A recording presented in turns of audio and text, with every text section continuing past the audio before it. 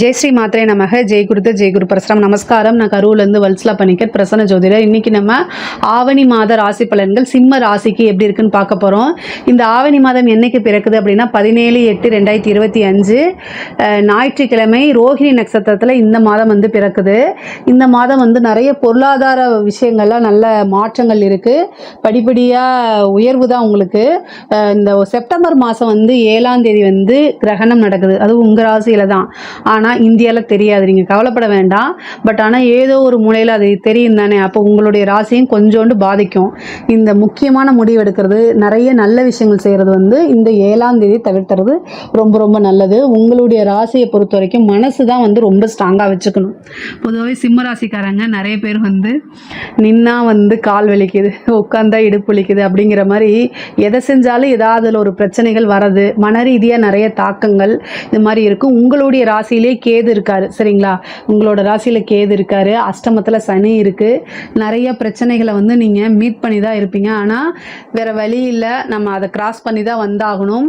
இந்த இது வந்து இந்த மாதம் வந்து ஓரளவு உங்களுக்கு நல்லா இருக்கும். பொருளாதார ரீதியாக ரொம்ப ரொம்ப உயர்வுகள் கட்டாயம் உங்ககிட்ட காத்துக்கிட்டு இருக்குது. சுக்கிரன் வந்து பார்த்தீங்கன்னா 21ஆம் தேதி வந்து 11லேருந்து 12க்கு வந்துடுறாரு. விரயஸ்தானத்துக்கு தானே வராரு நீங்கள் நினைக்காதீங்க. விரயத்துக்கு வந்தாலும் சுக்கிரன் 12ல் இருக்கிறது சுகபோக வாழ்வை கொடுக்கும். இவ்வளோ நாளாக நீங்கள் உழைச்சி டயர்டாக இருந்திருப்பீங்க. இந்த மாதம் ரெஸ்ட் எடுக்கலாம் அப்படிங்கிற மாதிரி அமைப்புகள் இருக்குது உங்களுக்கு. கொஞ்சம் நீங்கள் ரெஸ்ட் எடுத்துக்கோங்க, அது உங்களுக்கு நல்லதும் கூட.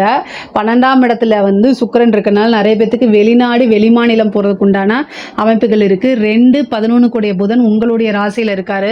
அதனால் ரொம்ப நல்லது. இன்வெஸ்ட்மெண்ட், அதாவது நிறைய காசு பணம் வரும். இன்வெஸ்ட்மெண்ட் பண்ணும்போது ரொம்ப ஜாக்கிரதையாக பார்த்து பண்ணணும். அதுவும் ஷேர் மார்க்கெட்டிங்கில் இருக்கிறவங்கலாம் ரொம்ப கவனமாக இருக்கணும். உங்களுடைய ராசியில் சூரியன் புதன் கேது இந்த இணைவு வந்து பார்த்திங்கன்னா பொருளாதார ரீதியாக நிறைய வரவையும் குறிக்கும். அதே நேரத்தில் இன்வெஸ்ட் பண்ணும்போது ரொம்ப ஜாக்கிரதையாக பண்ணணும். அதே மாதிரி இந்த மாதம் யாருக்குமே வந்து கடன் கொடுக்காதீங்க. தொழிலே நடக்கலைனாலும் பரவாயில்ல, அப்படியே ஸ்டெபனாக நின்றுக்குங்க. ஏன்னா கொடுத்த பணம் வராது. ஏன்னா கேது 2ஆம் அதிபதி ஒரு வலையில் போய் சிக்கிற மாதிரி, கொடுத்துட்டா அந்த பணத்தை வாங்க முடியாது. கடன் ரீதியாக யாருக்கும் கொடுக்காதீங்க. கடன்னால எங்களுக்கு தொழிலே இல்லைனாலும் பரவாயில்லைங்கிற அளவுக்கு ஸ்டெபனாக நீங்கள் நின்றுட்டீங்க அப்படின்னா பெரிய லெவலில் மணி லாஸ் உங்களுக்கு வராது. அதுக்காக தான் அவ்வளோ தூரம் சொல்கிறேன். ஏன்னா ஒரு தொழில்னு இருந்தால் நம்ம என்ன செஞ்சிடணும், கொடுக்கல் வாங்கல் கடன் கொடுக்கறது இதெல்லாம் இயல்பு தான், சகஜம்தான். ஆனால் இந்த மாதம் நீங்கள் அந்த மாதிரி உஷாராக இருந்துட்டிங்கன்னா பெரிய மணி லாஸில் இருந்து நீங்கள் தப்பிக்க முடியும். அதே மாதிரி 11ல் குரு இருக்குது. பொருளாதார ரீதியாக நிறைய மாற்றங்கள் இருக்குது. சுக்கிரன் வந்து உங்களுக்கு 12ஆம் இடத்துல இருக்கார். அப்போ வந்து என்னென்னா நல்ல டூர் போகிறது, வெளிநாடு போகிறது, வெளிமாநிலம் போகிறது இந்த மாதிரி அமைப்புகள் இருக்கும். ஒரு சிலருக்குலாம் மனம் மகிழ்ச்சியாக இருக்கும். 12ல் சுக்கிரன் வரும்போது நல்ல தூக்கம் இருக்கும். இவ்வளோ நாளாக மன உளைச்சல், ஏதோ ஒரு விஷயனால நிம்மதியின்மை, தூக்கம் வராமல் இருக்கிறவங்களுக்குலாம் இந்த 12ல் சுக்கிரன் வரும்போது நல்ல நிம்மதியான தூக்கம் வருங்க. இதை மட்டும் நல்லா என்ஜாய் பண்ணுங்கள். ஒரு மனிதனுக்கு ரொம்ப ரொம்ப முக்கியமானது வந்து நல்ல சாப்பாடு, தூக்கம், அதுக்கப்புறம் தான் ஆடை அப்படிங்கிறது. இது 3மே சுக்கிரன் தான் கொடுக்குது. அதனால் வந்து இந்த 12ஆம் இடத்துக்கு வந்திருக்க சுக்கிரனால இது 3மே இந்த மாதம் உங்களுக்கு நல்லா கிடைக்க போகுது. திடீர்னு யாராவது உங்களுக்கு பிடிச்ச பிராண்டட் ட்ரெஸ்ஸை கூட வந்து கிஃப்ட் பண்ணலாம். இந்த மாதிரி விஷயங்கள்லாம் நடக்க போகுது. பொதுவாகவே வந்து தொழில் ரீதியாக நிறைய மாற்றங்கள் இருக்குது. நல்ல வருமானம் உங்களுக்கு லாபத்தில் போக போகுது. வருமானங்கள் வந்து லாபத்தில் இருக்கும். அதே மாதிரி ஒரு தொழில் பண்ணிட்டு இருப்பீங்க, அதை வந்து ஃப்ரான்ச்சைசிஸ் போகிற மாதிரி, ஒரு பிரான்ச் ஏற்படுத்துகிற மாதிரி, இந்த மாதிரி விஷயங்கள்லாம், தொழிலை பெருக்கிறது, தொழிலை மறுபடியும் இன்வெஸ்ட் பண்ணுறது, இந்த மாதிரி விஷயங்கள்லாம் உங்களுக்கு கட்டாயம் நடக்கும். தொழில் ரீதியாக நல்ல லாபங்களை சந்திக்கக்கூடிய மாதம் தான் இந்த மாதம். உத்தியோகத்தில் இருக்கிறவங்களுக்கு ரொம்ப சூப்பராக இருக்குது. நிறைய வருமானங்கள் வரும். சேலரி இன்க்ரிமெண்ட் கிடைக்கும். ப்ரொமோஷன் கிடைக்கிறதுக்கு உண்டான வாய்ப்புகள் இருக்குது. படிப்புத்துறை சம்மந்தப்பட்டவங்களுக்கு ரொம்ப நல்ல மாதம் தான் இந்த மாதம். படிக்கக்கூடிய குழந்தைங்களுக்கு படிப்பில் ஆர்வம் இதெல்லாம் இருக்கும். பட் ஆனால் புதன் கேதுவோடு சேரும்போது இந்த செல்ஃபோனை தவிர்க்கிறது, இந்த சோஷியல் மீடியா பக்கம் வராமல் இருக்கிறது, முக்கியமாக காலேஜ் ஸ்டூடெண்ட்லாம் வந்து தேவையில்லாத விஷயங்களை கட் பண்ணுறது ரொம்ப ரொம்ப நல்லது.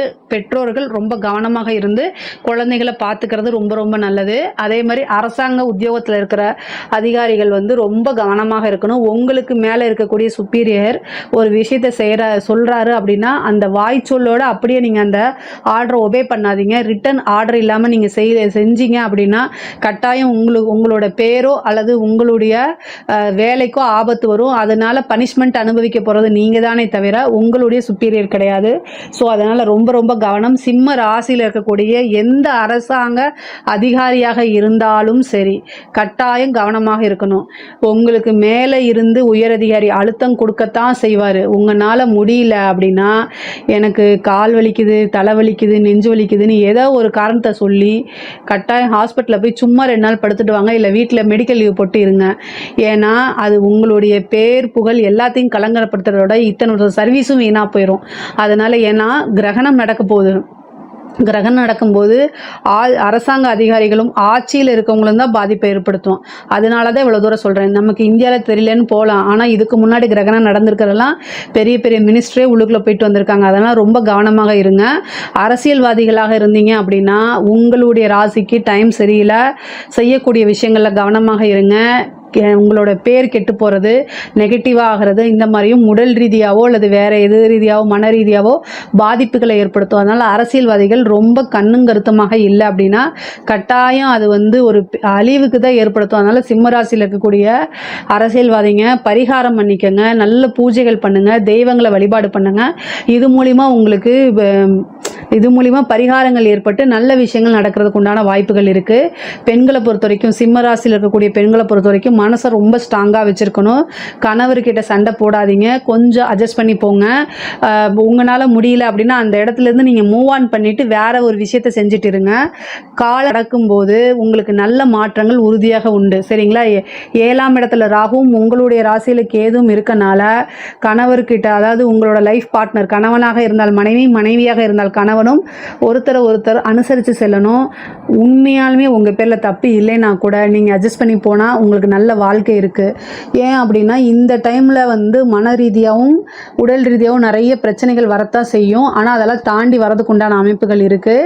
எவ்வளோக்கு எவ்வளோ நீங்கள் இந்த டைமில் கஷ்டத்தை அனுபவிக்கிறீங்களோ அவ்வளோக்கு அவ்வளோ பின்னாடி நீங்கள் நல்லா இருப்பீங்க, உறுதியாக உண்டுங்க. அதே மாதிரி புதன் உங்களுடைய ராசியில் இருக்கனால வருமானங்கள் தேடி வரும். புதுசாக நிறைய செய்கிறதுக்கு உண்டான வாய்ப்புகள், ஒரு புதிய பிஸ்னஸோ அல்லது ஒரு புதிய உத்தியோகத்துக்கு போகிறதுக்கு உண்டானது, ப்ரொமோஷன் கிடைக்கிறது, இந்த மாதிரிலாம் வாய்ப்புகள் இருக்குது. கணவருடைய தேக ஆரோக்கியத்தில் கவனமாக இருங்க.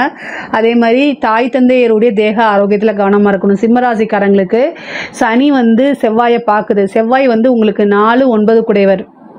அதனால் தாயாருடைய ஆரோக்கியமோ அல்லது தந்தையாருடைய ஆரோக்கியத்திலோ ஏதாவது பிரச்சனைகள் வரத்துக்கு வாய்ப்பு இருக்குது.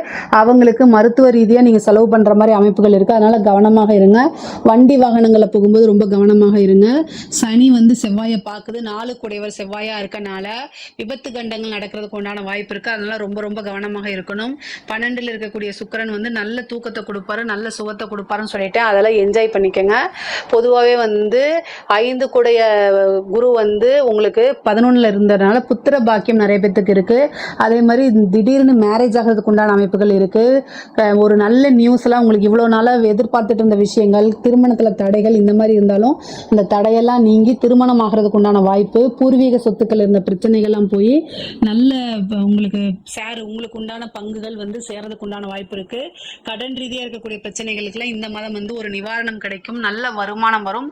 அது மூலிமா கடனில் ஒரு சோர்ஸை நீங்கள் கட்டாயம் நீங்கள் என்ன வாக்குறுதியை கொடுத்தீங்களோ அந்த வாக்குறுதியெல்லாம் காப்பாற்ற முடியும். பொதுவாகவே சிம்ம ராசிக்கு பொருளாதார ரீதியாக நிறைய வளர்ச்சிகள் இருக்குது. கலைத்துறை சார்ந்தவங்களுக்குலாம் நெகட்டிவ் பப்ளிசிட்டி வரதுக்கு உண்டான அமைப்பு இருக்கனால ரொம்ப ரொம்ப கவனமாக இருங்க.